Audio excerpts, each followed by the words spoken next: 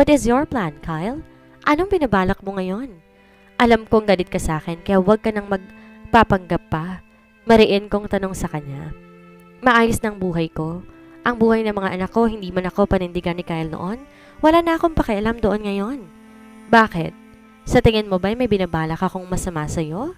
He smirked and held my waist to pull me closer to him. What if I told you I want you back? Nanlaki ang mata ko sa sinabi niyang iyon. Hindi ako kumbinsido na iyon ang dahilan niya. Ayoko nang maniwala pa ulit sa kanya. Ayoko nang umasa na baka pwede pa. Sinungaling. Nilapit kong mabuti ang mukha ko sa mukha niya hanggang halos maglapat na ang labi naming dalawa. You just want me on your bed, Kyle? Mahilig ka kasi. Nakataas ang isang kilay na giit ko pa. Akala ko naman tamang hinala ko sa kanya. Ngunit ikinagulat ko na bigla niyang kabigin ang mukha ko at hagkan ako ng mariin. Hagkan na mapagparusa. Nagmamadali. Walang pag-iingat. Ganon pa man, tinumbasan ko ang ginagawa niya na ibinibigay niya. Until I found myself inside his car, half naked. Walang nakabalot habang nagmumukbang si Kyle sa harapan ko. Ganon pa rin ang paraan ng paghagkan niya sa akin. Sa paraan ng paghawak niya sa akin. Ang tunog ng pagkakahawak niya at paraan ng pagtawag niya sa pangalan ko. Parang kahapon lang. Kyle. Halos pabulong kong sambit. Pinipilit wag matupok sa init at tagpos ng hagdan niya. Kyle, we need to stop. Get ko pa. Pakiramdam ko konti na lang bibigay na ako at tila nalalasing na sa ginagawa niya. Ngunit hindi ito maaari. Hindi na ako pwedeng matuksong mali sa kanya. Kyle! Inawakan ko ng mukha niya at maring tinitigan ng mata niya. We cannot do this. Hindi na dapat? Really, Francine? Ngumisi siya at kinagat ang labi ko na naging dahilan para mapasigaw ako ng mahina. Sabi ng isip mo kailangan na nating huminto, pero ang sabi ng katawan mo hindi. Hinagkan niya ulit ang labi ko at may binulong na nagpaisip sa nakaraan namin. If I cannot have you again, then you will be my FUBU, tulad ng ginawa natin 5 taon nang nakakaraan. Francine's POV. 5 years ago.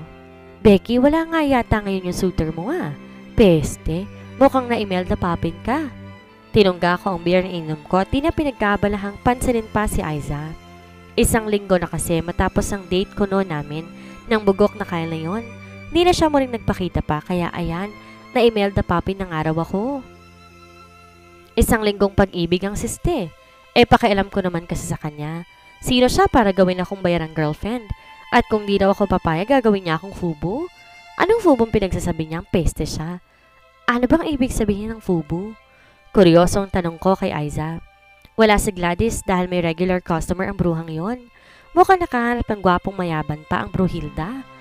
Anong FUBU? Yung tatak ng mga damit na mura naman sa Divisoria? Balik tanong niya sa akin. Napairap ako dahil hindi ko alam ang ibig sabihin nun.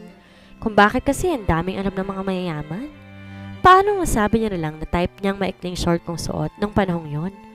Ewan, hindi ko rin alam. At wala din akong pakialam sa haliparot na lalaking yon. Gawin daw ba akong paid girlfriend? Aba, maganda lang ako at sexy pero hindi ako kalad ka rin. Muli ako nagbukas ng beer at akmang tutunggain ulit iyon. Nang biglang may bumungad sa aming lalaki. Hindi ko rin maiwasan pasadahan siya ng tingin dahil sa mismong harapan ko pa siya tumayo. Matangkad, maputi, kissable lips at mukhang anak ni Governor Blanco yan. Bex! Pabulong na sambit na sa akin ni Aiza. Sasabihin ko pa lang sana na mukhang kandidato. Yun pala, anak ng governor ang loko. Hi, I'm Kevin. Pwede ba kitang imbitahang kumain sa labas? Nakangiting tanong niya.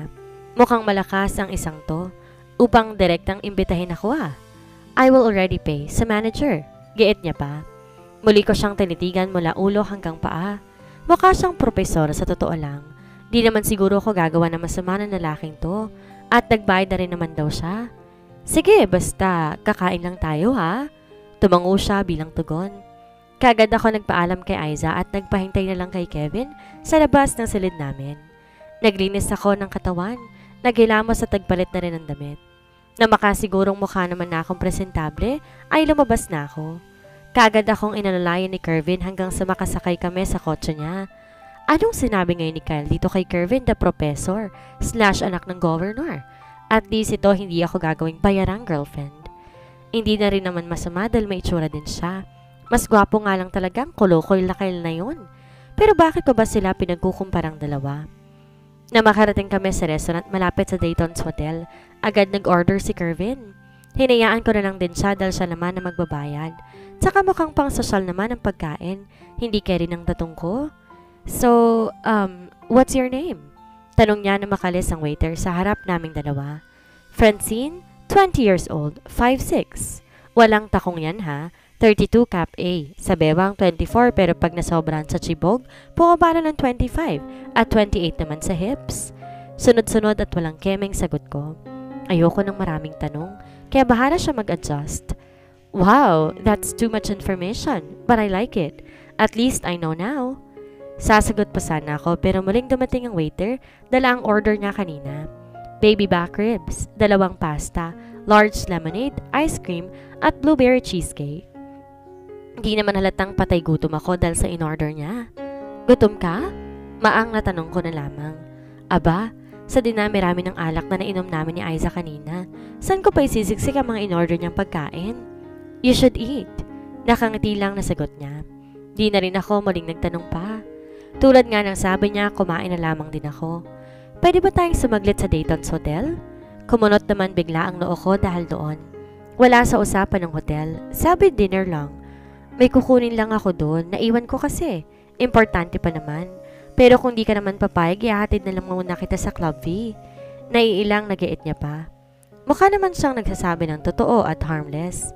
Di rin naman siguro kami magtatagal doon. Sige, okay lang. Samahan kita. Yumuko akong muli at inubos ang pagkaing nasa harapan ko.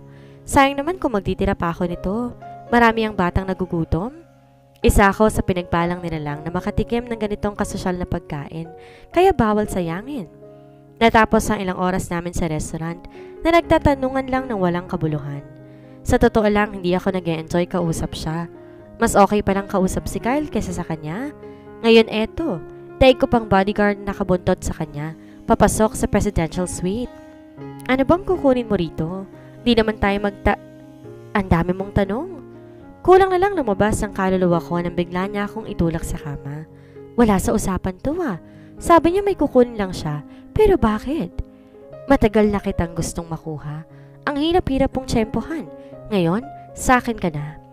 Pakiramdam ko ng lamig ang buo kong katawan, lalo pa nang hagan niya ako. Peste ka? Don't touch me! Malakas kong sigaw bago siya tinulak papalayo. Pero mas malakas siya sa akin. Gusto ko na rin pawalan ng malay tao nang bigla niya akong sakalin. Binayaran kita kaya may karapatan ako na gawin lahat ng gusto ko sa'yo. Matapos sabihin yon, kinababawan niya na ako. I was so helpless. Hindi ko alam kung ano ba ang gagawin ko. Pinangunahan na rin ako ng takot na lumulukob sa akin ngayon. Pakiramdam ko pa'y nanuwid ang buo kong katawan nang hagkan niya ang balikat ko pababa sa harapan ko. Tulong! I shout. Hindi ko alam kung may makakarinig ba sa akin sa labas, pero sana nga'y meron. Gusto kong masuka sa pambababoy na ginagawa sa akin ni Kervin. He also touched my private part that caused me to cry. Panaginip lang to. Kapag gising ko mamaya, nasa clubby pa rin ako kasama si Aiza. It was just a dream. Paulit-ulit kong sigaw sa aking sarili habang nakapikit ng mariin. Peste ka? Napamulagat akong bigla na marinig ko ang pamilyar na boses na iyon. Mapapasdang kitang peste ka. Giit niya pa bago walang patid na pinagsusuntok si Kervin. Hindi ko na alam ang gagawin ko. Litong-lito na ako. Paano napunta dito si Kyle? Anong ginagawa niya rito? Nang muli ko silang tingnan, halos kilabutan na ako sa nakita ko.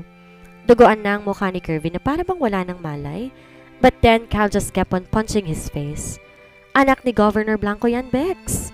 Bigla ko na alalang sinabi ni Aiza na nagdulot sa akin ng labis-labis na kaba. Hindi pwedeng madamay si Kyle sa ganito. Baka mamaya gawan siya ng masama, lalo't nasa politikong ama ni Kervin. Kyle! Oh my God, tama na! Hinila ko ang kamay niya upang awatin siya. Kyle, tama na! Tama na, please! Kinakabahan na ako sa mga nangyayari. Hindi ko rin alam kung buhay pa o wala na ba si Kervin. Tama na! Muli kong sambit. Muntik ka nang gawa ng masama ng sirang to. Tapos gusto mo tumigil na ako? Galit na sigaw niya naman sa akin. Sa sinabi niya ay mas lalo ako natakot at kinabahan. Wala akong magawa, di na rin ako makapag-isip ng tama. Nanginig ang tuhod na napaupo na lamang ako sa lapag. Yakap ang sarili ko, hindi ko mapigilan na umiyak na lamang dahil sa mga nangyayari. Kasalanan ko ang lahat ng to. Walang ibang dapat nasisihin kundi ako. Ang harot-harot ko. Peste. Tama nga sila. Bayaran nga talaga ako. I'm sorry, he said at sabay na hagkan sa noo ko. Pakiramdam ko ay bigla na lamang akong kumalma. Tila ba nawala ang lahat ng takot at kabang nararamdaman ko dahil sa simpleng salita na sinabi niya. At sa hagkan na ginawad niya, ako nang bahala dito. Doon ka na muna sa kwarto. Ayusin mo ng sarili mo and please, don't cry. Tila ba musika sa pandinig ko ang mga sinabi niya. Musikang nagpapakalma sa aking isipan. Pakiramdam ko naging panatag ako. Bakit pa pagdating kay Kyle I feel safe? Hindi naman ako ganito dahil dati, maganda o pangit man ang pinapakita sa akin ng mga lalaki, hindi ako naapektuhan. Pero bakit kay Kyle iba ang pakiramdam ko? Masama ba to para sa akin? Tama ba tong nararamdaman ko para sa kanya? Ganun pa man, isa lang ang alam ko. Dapat ko siyang bayaran sa paraang alam ko dahil wala nang libre sa mundong to. Ultimo mga tao ginagawa ng kabayaran. Kaya nararapat lang na bayaran ko siya sa kahit anong paraan. Hey, ano nangyari? Pabulong pang tanong sa akin ni Kyle. Gawa ng samot-saring kaisipan at kaba, sinandal ko ang mukha ko sa balikat niya. Hindi ko alam kung matutuwa ba ako dahil walang nangyaring masama sa akin dahil na rin kay Kyle. O matatakot na baka pati siya'y madamay dahil sa nangyari. Hindi ko rin maiwasan na mapaiyak na lamang. Ang sira ko kasi. Kasalanan ko.